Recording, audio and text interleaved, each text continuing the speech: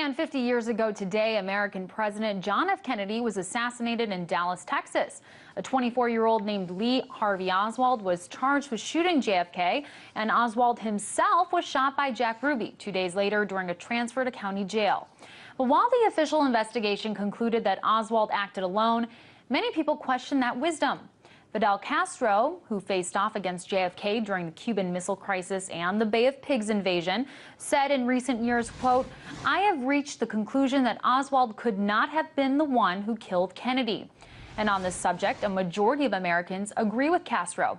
While 30% of Americans think that one man was responsible for killing JFK, a full 61% think that the death was part of a larger conspiracy.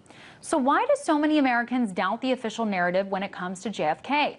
To talk more about this, I was joined earlier by Breaking the Set host Abby Martin. I first asked her about why so many people have already rejected the official narrative. I think as the official narrative quickly fell apart, and unlike then, now with the advancement of the internet, and I think Oliver Stone's movie JFK really helped people kind of understand the enormous inconsistencies with the official narrative and all the really facts that came out later on. Tell me about some of those facts. Of course. Well, the autopsy report was burned initially. Over 50 witnesses heard a fourth shot coming from the grassy knoll area. That's a lot of people hearing a different account from what we were told.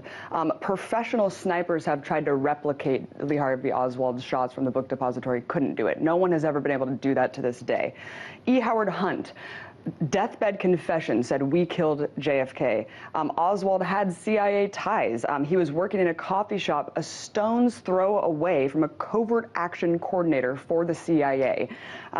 There's so many more. I mean, I'll just say one more. The House Select Commission on Assassinations actually concluded a couple decades later through forensic evidence that there was indeed more shots and that Oswald was not the lone perpetrator. We're talking about an actual congressional...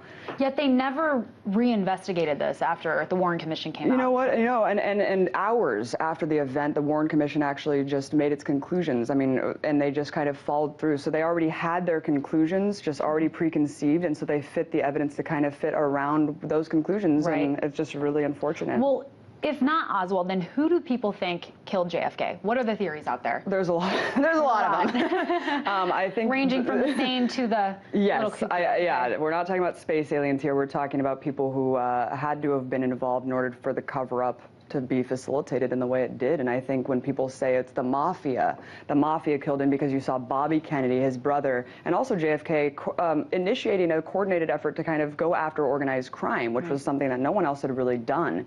And people say, well, the mafia took him out. But the problem with that is that that's too easy almost, because really could the mafia have conducted and orchestrated the cover-up to the extent that the government did? So I think a lot of people say it wasn't just the mafia. That would be too easy. It had to have been, you know, the CIA being involved and the mafia, and some people even speculate big oil, and some people say just Johnson coordinated with the CIA to do it. Roger Stone, who was Nixon's presidential advisor, said that he heard Nixon multiple times say he was definitely assassinated, and that the Warren Commission was the shoddiest piece of wow, investigation very ever. Interesting, and I wish we could actually find out which one of those theories is the truth. But you know, when people look back at JFK's legacy, he has a 90% approval rating. That is very different, I think, from where most presidents sort of finish their terms. Just look at President Obama. It doesn't look like he's going to be finishing very high. But do you think his assassination really feeds into that, how high his approval ratings are to this Absolutely. day? And you know, I'm not one to really be keen on historical revisionism. I'm sure Kennedy wasn't as great as a guy as we hear. In fact, he was quite a womanizer, and the disastrous Bay of Pigs invasion, which really was a scar on his record. But you know, Oliver Stone, I was talking to him earlier, Breaking the Set interview, and he was telling me why Kennedy was indeed different. Let's take a listen to that. Okay. Kennedy inherited this office as a young man, and he was suspected by the military leaders, the hardliners of the U.S., that he did not have the wherewithal to really continue the Eisenhower policy. He had failed to do so in Laos, to go in to send ground troops. He'd failed in Cuba at the Bay of Pigs to give it the air support that it needed to win. He failed in Vietnam to really carry through a much more engaged process with the Vietnamese. He sent non-combat advisors, but not combat people. we wouldn't be alive if Kennedy had not done what he did at the Cuban Missile Crisis with Khrushchev. We were really at the edge of war. This had come. They wanted, the Joint Chiefs of Staff wanted to go. They wanted to invade Cuba. One other thing that Oliver Stone didn't mention there, but that he actually stood up to the Joint Chiefs of Staff's Robert McNamara against Operation Northwoods plans, which was a really extreme plan to invade Cuba, which Kennedy actually rejected at that point. So that is a really very interesting. Well, Abby, I want to quickly talk to you about the term conspiracy theory. I know that's something that you cover all the time on your show. Of course, it has a negative connotation, but somehow that's not the case with the JFK assassination, at least these days.